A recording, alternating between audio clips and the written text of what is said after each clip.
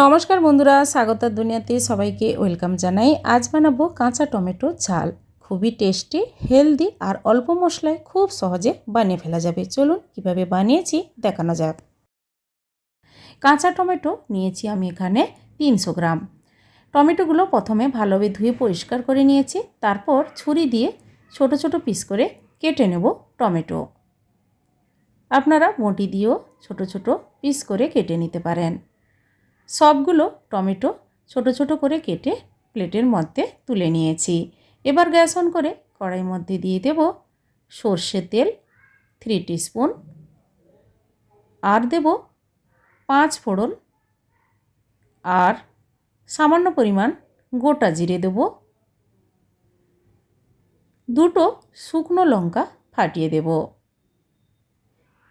এই কাঁচা টমেটো ঝালে কিন্তু বিশেষ কোনো মশলার দরকার হয় না। সামান্য পরিমাণ মশলা দিয়ে এত সুন্দর টেস্টি হয়।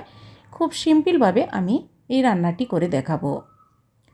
এবার তেলের সঙ্গে এই মশলাগুলো নাড়াচাড়া করে নেওয়ার পর আমি দিয়ে দেব কেটে রাখা কাঁচা টমেটো।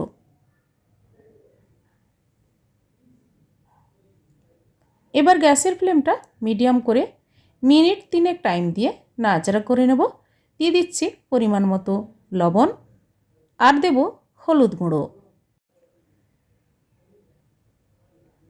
ঝাল লঙ্কার গুঁড়ো সামান্য পরিমাণ, আর কালারের জন্য কাশ্মীরি রেড চিলি পাউডার অল্প দিয়ে দিলাম। আপনারা চাইলে নাও দিতে পারেন।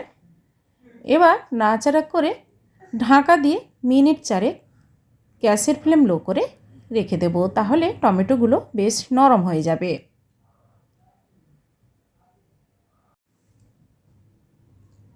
5 মিনিট পর ঢাকা খুলে নিয়েছি। দেখুন কত সুন্দরভাবে নরম হয়ে গেছে, আর টমেটো থেকে বেশ কিছুটা পরিমাণ জলও বেরিয়েছে।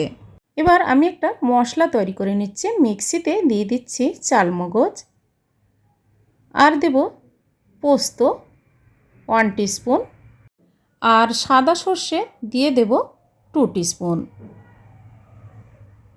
এই মশলাগুলো পেস্ট করে নেওয়ার জন্য সামান্য পরিমাণ জল দিয়ে দিলাম।